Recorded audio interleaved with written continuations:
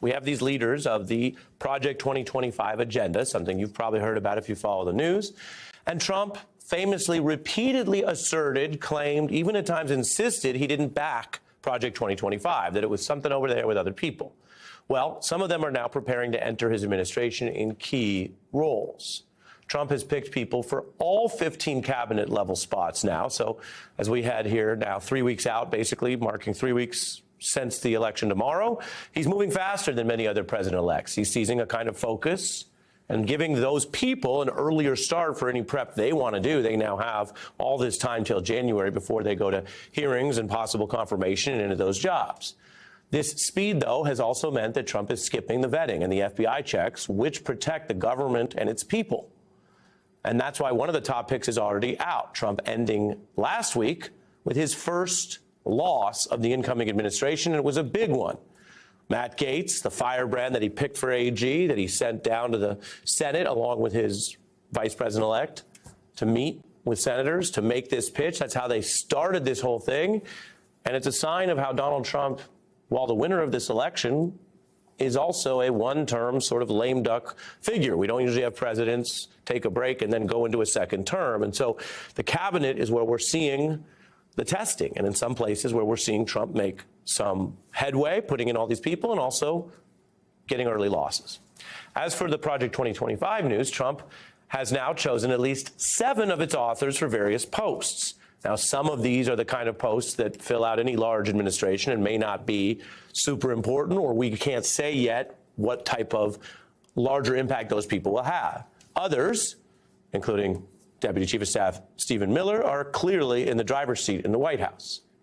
Now, this makes some sense. I always try to tell you what's true, best we understand it, what's logical, whatever your opinion or views of these people and what they said in Project 2025, which you're free to have. It makes some sense that Donald Trump is drawing on the aides and staffers and insiders that overlap with Project 2025. So it's not like, oh my God, can you believe Stephen Miller's back in the White House? He was in the White House the first time. We've interviewed him precisely because of his important role around Trump. So this isn't a 5-alarm fire that you cannot believe it's happening. It is, however, and we'll bring you the facts as we get them, it is, however, a contradiction of what Donald Trump ran on when the same issue of Project 2025 came up. Because he ran away from the ingredients of Project 2025 because he and his aides on the Trump campaign determined that it was not politically popular. For example, national abortion ban was basically in 25. Gutting the Department of Education, which for any of its criticisms is still a thing that is more popular with many teachers and parents than the idea of going back several decades and having no federal role in the department. Republicans basically saw that the perception of Project 2025 and the ingredients of Project 2025, including a national abortion ban, were dragging down their party. And that led to many MAGA leaders and Donald Trump trying to do something that maybe it worked or maybe it didn't matter because people were voting on other issues. But with all the overlap that I'm telling you about, and you probably remember some of it if you follow the news, they then had to go out from Trump on down and try to de-MAGAfy a MAGA plan that was originally touted as the MAGA plan for governing. I have nothing to do with Project 2025. That's out there. I haven't read it. I don't want to read it purposely. I'm not going to read it. Project 2025 is not affiliated with the Trump campaign. I don't know what the hell it is. It's Project 25. He's involved in Project. And then they read some of the things, and they are extreme. I mean, they're seriously extreme. But I don't know anything about it. I don't want to know anything about it. It's extreme, which you only know because you know something about it, but you know nothing about it, but you won't read it. It went on like this. And again, I want to say in all fairness, politicians do this. We've reported on things that Donald Trump has done that are different or more extreme or radical.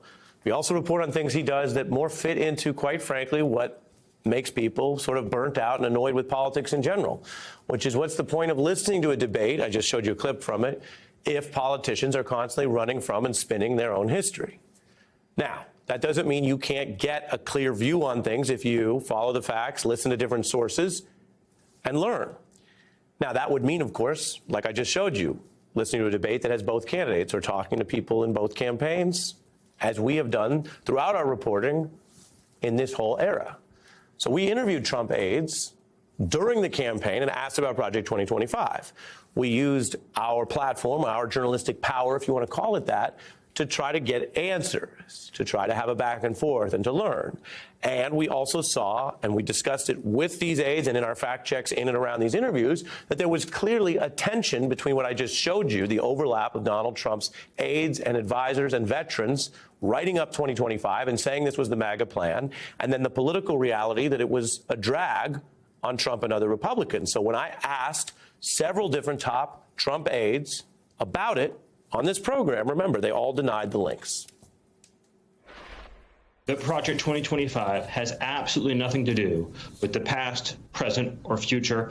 President Trump. The president, his campaign have made it very clear that no one speaks for their policies except for him or their campaign. It's very simple. President Trump has said he has nothing to do with Project 2025. Pretty clear. That's more than one official. Some of them had past White House experience. Some of them had campaign experience. Miller, as mentioned, going back into the second term. And so what you get there is an important piece of evidence, what we call going on the record in the business. They said in public when they wanted your vote that this wasn't what they were about, from Donald Trump on down. And now that they got your vote, they're going back into office to use your votes, the power they got from this election. And they're not just picking one or two, they're picking several prominent Project 2025 authors and contributors, including the co-author of the whole thing, Russell Vought, who Trump is tapping to be a White House budget officer, which is an important thing in the federal government, right? The budget kind of intersects with just about everything. And he's a Trump loyalist. He has talked about trying to sort of kneecap or destroy various different federal agencies.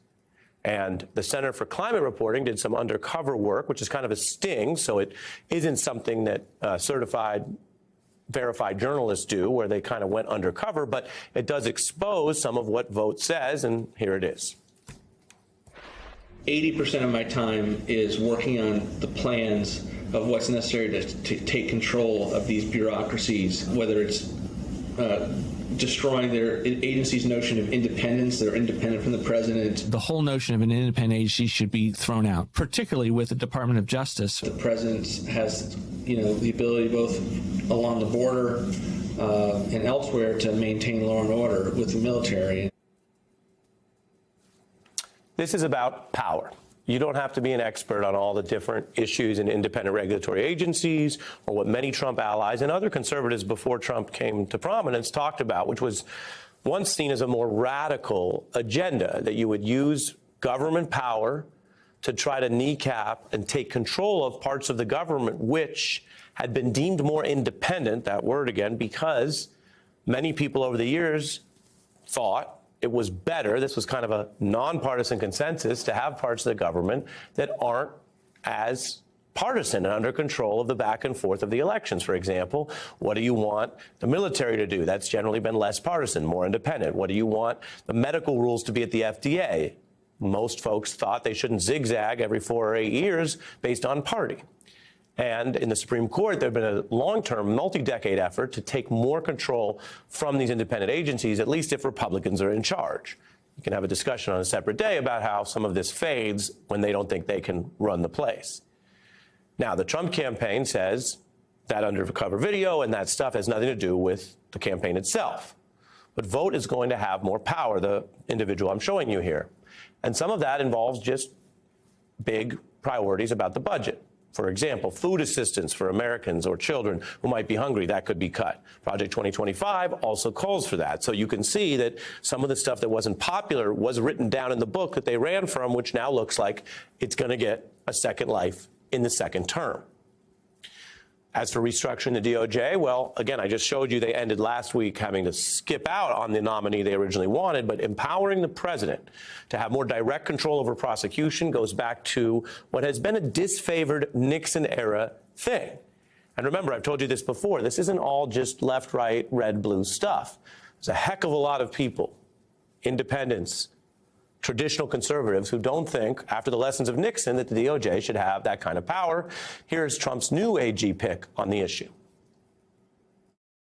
The Department of Justice, the prosecutors will be prosecuted, the bad ones. The investigators will be investigated, because the deep state, last term for President Trump, they were hiding in the shadows. But now they have a spotlight on them, and they can all be investigated, and the House needs to be cleaned out. Now, I told you last week, Pam Bondi has a lot more work experience as an AG and working in state governments than Matt Gaetz did. So she comes into this much more in line with the type of experience that past presidents have sought. And if you're tracking these picks, that means that Trump started somewhere way, you see on the screen, way over here with Matt Gaetz and moved to Bondi, right? And she'll go through her confirmation process. But whether or not she has the experience, the Senate also has a big obligation to check whether she meant what she said in those statements and how they are going to try to ensure the independence and the rule of law in the United States, which is something that is supposed to matter regardless of who wins. Why does that relate to Project 2025? Well, think about it. Yes, there's a certain amount of political spin in all of this. But if these are people who will tell you one thing to get your vote and say it out loud from the candidate on down, no, that's not our plan, and then turn around and not even wait weeks, 2-3 weeks in, stuff the operation with all the people they said they had nothing to do with, then how does the government and these co-equal branches of government, the Congress, and the rest of us in society and the press, how do we take these claims and promises when they evaporate so quickly into thin air? That's not just politics as usual. It's part of the challenge of the rest of our governance together, which sometimes matters even more after an election than during it.